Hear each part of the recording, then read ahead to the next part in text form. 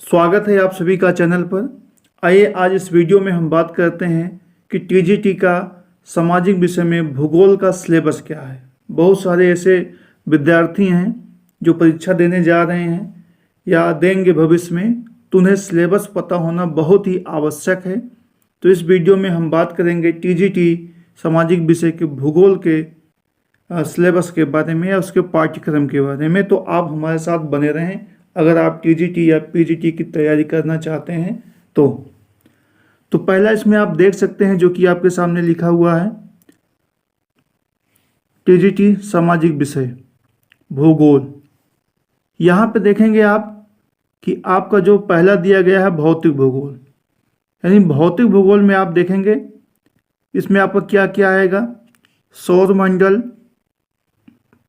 और पृथ्वी की आकृति, गतियाँ, पृथ्वी के गतियों के प्रभाव, सूर्य ग्रहण एवं चंद्र ग्रहण, अक्षांश एवं देशांतर, ग्लोब की अवस्थिति तथा तिथि, अंतर्राष्ट्रीय मानक समय, ये आपका भौतिक भूगोल में से आएगा।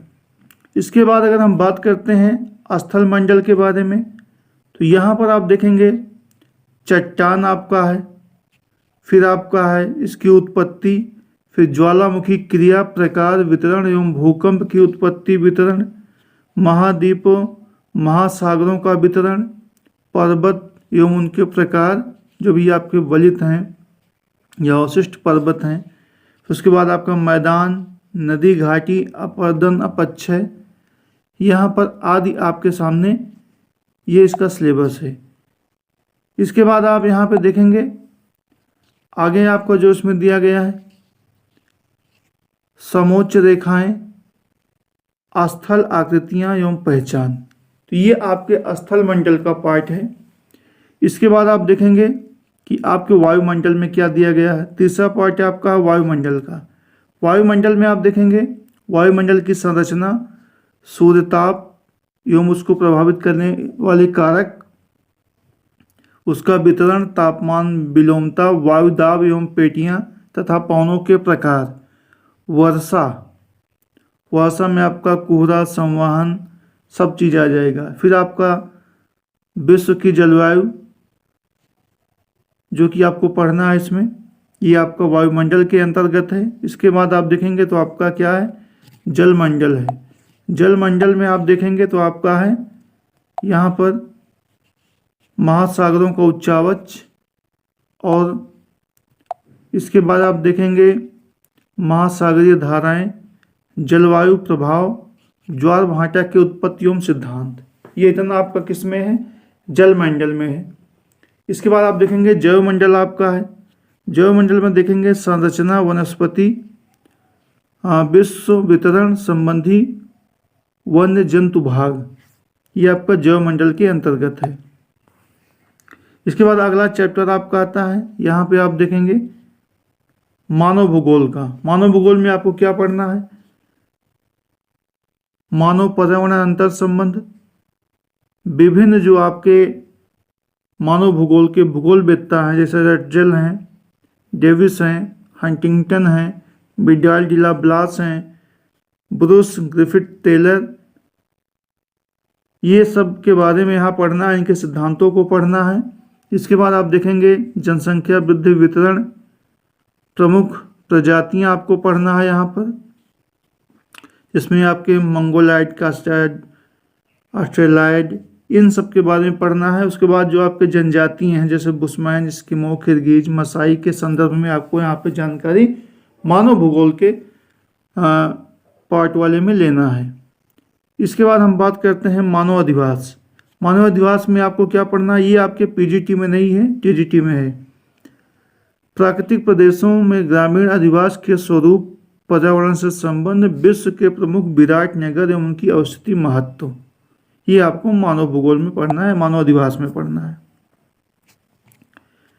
इसके बाद हम लोग बात करते हैं आपका है आर्थिक भूगोल। आर्थिक भूगोल में क्या पढ़ना है आप देखेंगे, इसमें आपके विश्व के प्रमुख फसलें, इसमें आपको गेहूं, कपास, गन्ना, चुकंदर, कहवा, विश्व में मत्स्य, वन दोहन, कोयला, पेट्रोलियम, मैग्नीशियम, बॉक्साइट, प्रमुख खनिजों के बारे में आपको पढ़ना है। और जो प्रमुख औद्योगिक प्रदेश हैं जैसे संयुक्त राज्य अमेरिका के, रूस के, यूक्रेन के, संघाई, यंगयांग, ब्राज़ील, इन सब के बारे में पढ़ना है तथा प्रमुख व्यापारिक मार्ग के बारे में आपको पढ़ना है। इसके बाद हम लोग बात करते हैं, फिर अगला आपका आता है अंतिम जो आपका भाग है, यहाँ पर देखेंगे भारत के भूगोल के बारे में।